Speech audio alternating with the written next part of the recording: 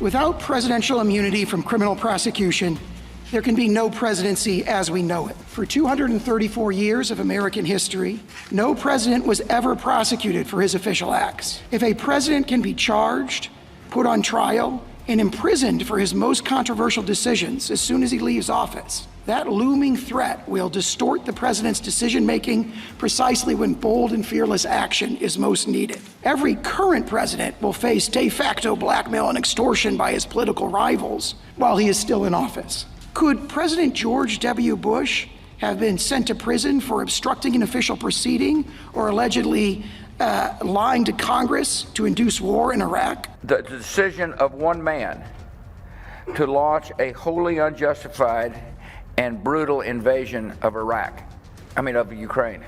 Could President Obama be charged with for killing U.S. citizens abroad by drone strike? But these decisions must be made, given my responsibility to protect the American people. Could President Biden someday be charged with unlawfully inducing immigrants to enter the country illegally for his border policies? I would in fact make sure that we immediately surge to the border.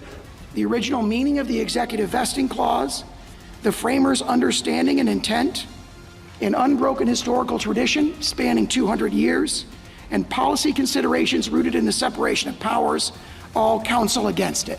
Meanwhile, Biden DOJ attorney Michael Dreeben and special counsel Jack Smith attempted to claim the Constitution does not grant presidential immunity. Of course, Dreeben, when asked if Obama could be tried for the drone strikes he has openly admitted to, argued this could not be the case. Mr. Dreeben, are you saying that there's no immunity, presidential immunity, even for official acts? Yes, Justice Thomas. The president, as the head of the Article 2 branch, can assert, as applied, Article 2 objections to criminal laws that interfere with an exclusive power possessed by the president or that prevent the president from accomplishing his constitutionally assigned functions. Fortunately or unfortunately, there is a long-standing history of criminal activity protected by this assumed immunity, as Justice Clarence Thomas pointed out regarding the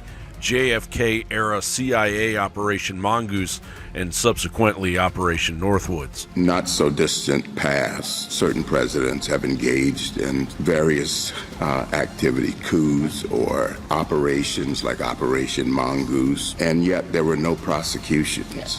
Why? If what you're saying is right, it would seem that would have been ripe for criminal prosecution of someone. So, Justice Thomas, I think this is a central question. The reason why there have not been prior criminal prosecutions is that there were not crimes. We're looking at a plan to blow things up on American soil and then to blame it all on Cuba. Operation Mongoose was a multifaceted chess game played on the global stage. Covert operations took on various forms, from sabotage to propaganda campaigns.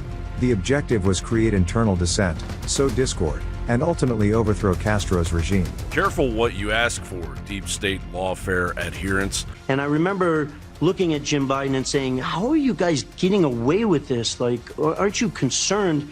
And he looked at me and he laughed a little bit and said, plausible deniability.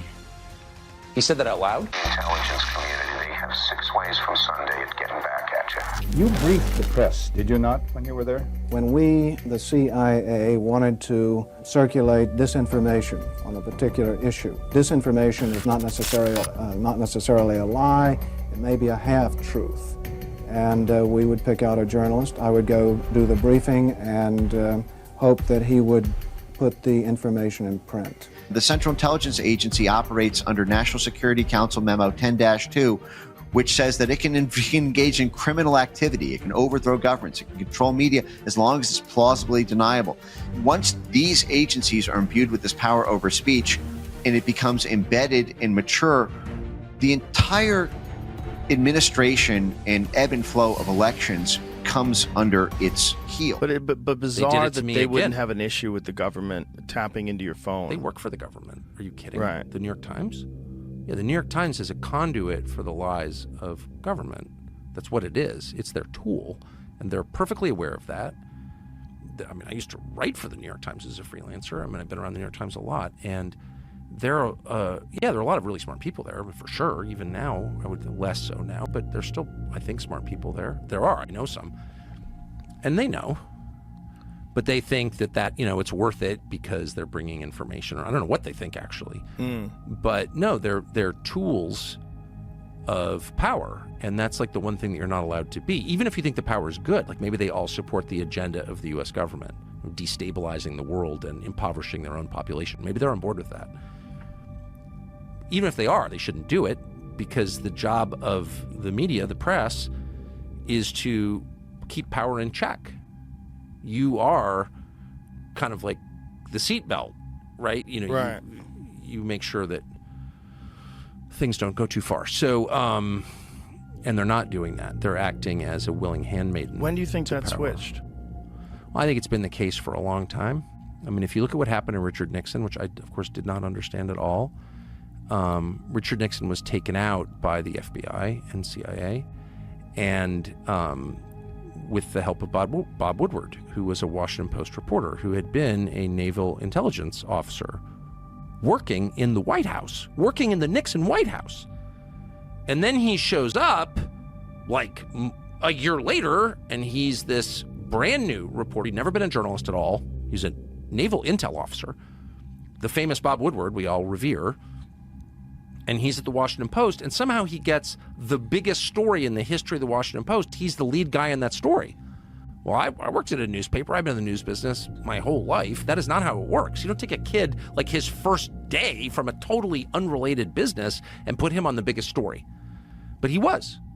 He was that guy. And who is his main source for Watergate? Oh, the number 2 guy at the FBI.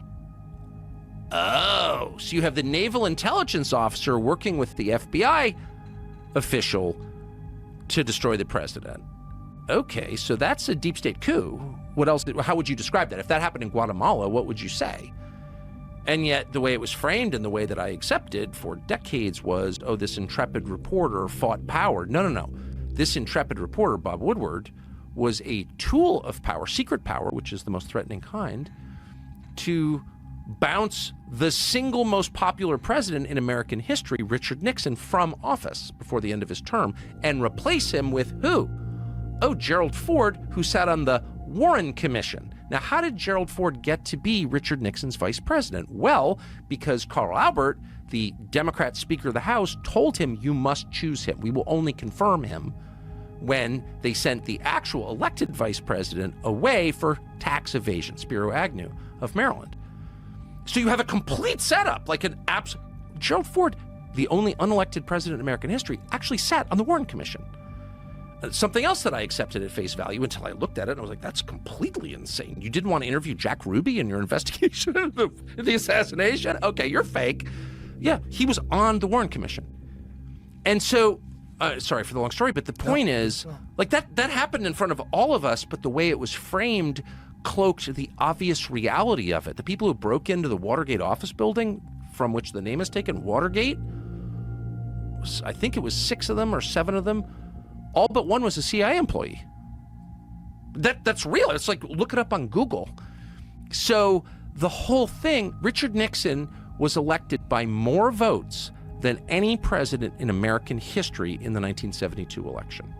He was the most popular by votes, which is the only way we can really measure popularity, the most popular president in his re-election campaign. And 2 years later, he's gone. Undone by a naval intel officer, the number 2 guy at the FBI, and a bunch of CIA employees. You tell me what that is. Those are the facts. Those are not disputed facts. That's not crackpot shit. That's just look it up. So why did they want to get rid of Nixon?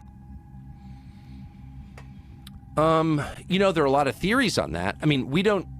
First of all, we don't need to know motive to know what happened.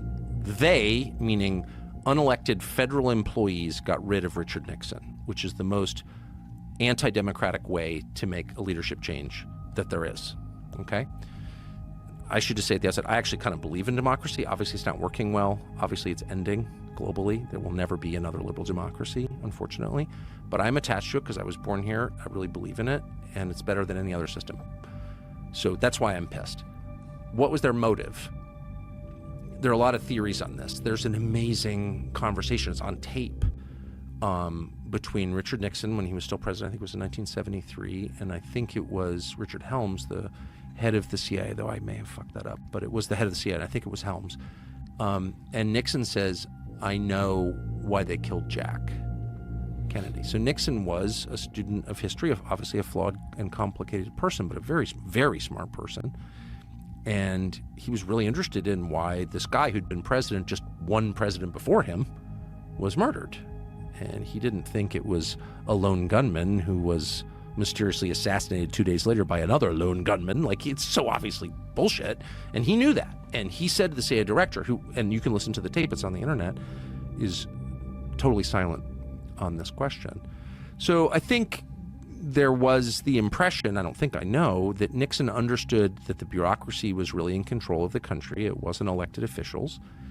And that's a massive threat because it's true. So, and there may have been other reasons too that I'm not privy to. Look, and by the way, I didn't even know any of this, despite having moved to Washington in high school and been around this stuff a lot. I didn't know any of that. And I know Bob Woodward personally. So and I know Carl Bernstein personally. I even worked for Carl Bernstein briefly. So I knew some of the actual players in this, but I didn't connect the obvious dots because they weren't framed that way. That's the point I'm making. It's the way that you frame things. You can have all the information available on Wikipedia, which is also controlled by the intel agencies, but there's still information on there. The information can be out there in the public domain. It's a matter of seeing it for what it is.